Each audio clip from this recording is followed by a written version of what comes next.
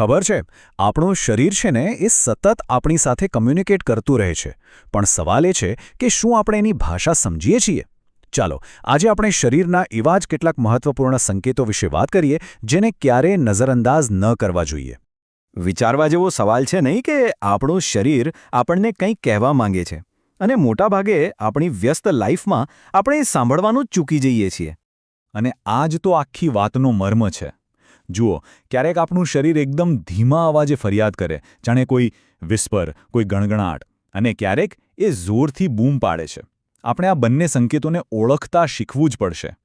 તો ચાલો શરૂઆત કરીએ પહેલા ધીમા સંકેતોથી, જેને આપણે કહીશું શરીરના વિસ્પર્સ. આ એવા લક્ષણો છે જે દેખાવમાં નાના લાગે, પણ એની પાછળ કોઈ મોટી વાત છુપાયેલી હોઈ શકે છે. જુઓ, આ એવા સંકેતો છે જેને આપણે ઘણીવાર અરે કંઈ નહીં, એમ જ હશે, કંઈને ઇગ્નોર કરી દઈએ છીએ. જેમ કે વગર કારણે વજન ઓછું થવું, સતત થાક લાગ્યા કરવો, કે પછી પગમાં સોજા આવવા. આ બધું સામાન્ય લાગે, પણ એની પાછળ કોઈ મોટી બીમારીનો ઇશારો પણ હોઈ શકે છે. ચાલો એક ઉદાહરણ લઈએ. કારણ વગર વજન ઘટવું.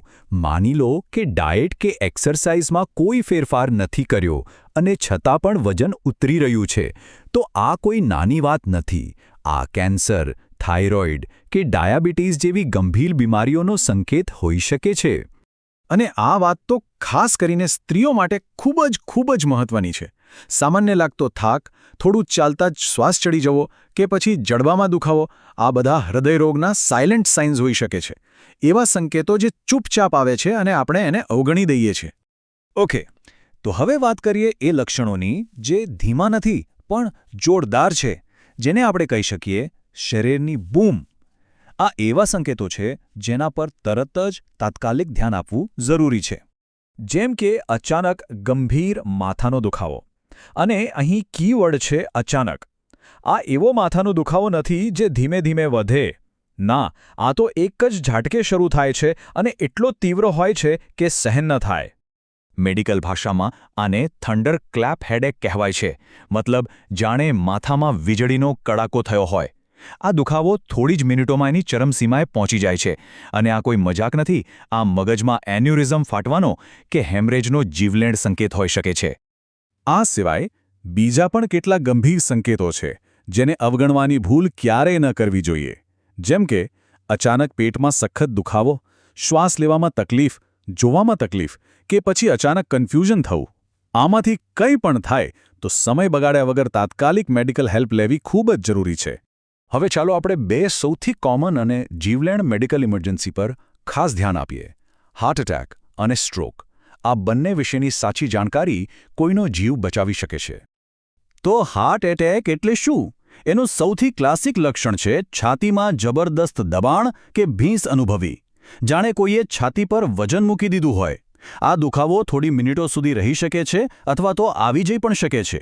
પણ અહીં એક ખૂબ જ અગત્યની વાત સમજવાની છે. પુરુષોમાં જે ક્લાસિક છાતીનો દુખાવો થાય છે એવું જરૂરી નથી કે સ્ત્રીઓમાં પણ થાય. સ્ત્રીઓમાં ઘણીવાર લક્ષણો અલગ હોય છે, જેમ કે શ્વાસ લેવામાં તકલીફ, ઉબકા આવવા કે પછી પીઠ અથવા જડબામાં દુખાવો. અને આ જ કારણે ઘણીવાર સ્ત્રીઓમાં હાર્ટ એટેકનું નિદાન મોડું થાય છે. હવે વાત કરીએ સ્ટ્રોકની.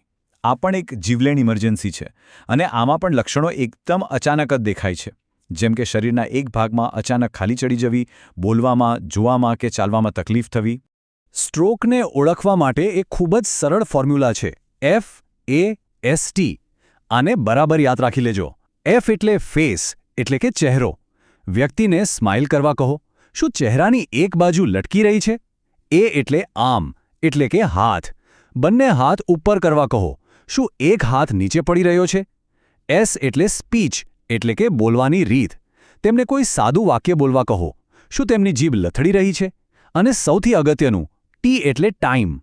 જો આમાંથી કોઈ પણ એક લક્ષણ દેખાય તો તરત જ એક પણ સેકન્ડ બગાડ્યા વગર ઇમરજન્સી નંબર પર ફોન કરો. અને આ T ફોર ટાઈમ આટલું બધું અગત્યનું કેમ છે? કારણ કે સ્ટ્રોકના લક્ષણો શરૂ થયા પછીના પહેલા 3.5 થી 4 કલાક બહુ જ ક્રિટિકલ હોય છે. આને ગોલ્ડન અવર્સ કહેવાય છે. જો આ સમયમાં હોસ્પિટલ પહોંચી જવાય તો એક ખાસ ઇન્જેક્શનથી લોહીના ગઠ્ઠાને ઓગાળી શકાય છે અને મગજને થતું મોટું નુકસાન અટકાવી શકાય છે. એટલે જ ટાઈમ ઇઝ બ્રેન. સારું, તો હવે આપણે લક્ષણો ઓળખતા શીખી ગયા. પણ પછી શું? ક્યાં જવું? કારણ કે સાચા સમયે સાચી જગ્યાએ પહોંચવું પણ એટલું જ જરૂરી છે. ચાલો એ સમજીએ. આ જુઓ, આ એક સિમ્પલ ગાઈડ છે. જો લક્ષણો અચાનક, ગંભીર અને જીવલેણ હોય, જેમ કે છાતીમાં દુખાવો કે સ્ટ્રોકના સંકેતો, તો સીધા એમર્જન્સી રૂમમાં જ જવાનું. જો લક્ષણો ચિંતાજનક હોય પણ જીવલેણ ન હોય, જેમ કે ઊંચો તાવ કે પેટમાં સામાન્ય દુખાવો, તો અર્જન્ટ કેર સેન્ટર એક સારો ઓપ્શન છે. અને જો લાંબા સમયથી કોઈ તકલીફ હોય, જેમ કે થાક કે વજન ઘટવું, તો તમારા ફેમિલી ડોક્ટર એટલે કે પ્રાઇમરી કેર ફિઝિશિયનને મળવું જોઈએ. તો આ આખી ચર્ચાનો સાર શું છે? બસ એટલું જ કે આપણા શરીરમાં એક ઇનબિલ્ટ વોર્નિંગ સિસ્ટમ છે, એક એલાર્મ સિસ્ટમ છે, અને એને સાંભળવું, એને સમજવું ખૂબ જ જરૂરી છે. તો જતા પહેલા એક સવાલ પોતાની જાતને પૂછજો. શું તમે તમારા શરીરની વાત સાંભળી રહ્યા છો? આ સવાલ પર જરૂર વિચાર કરજો. સ્વસ્થ રહો અને સાવચેત રહો.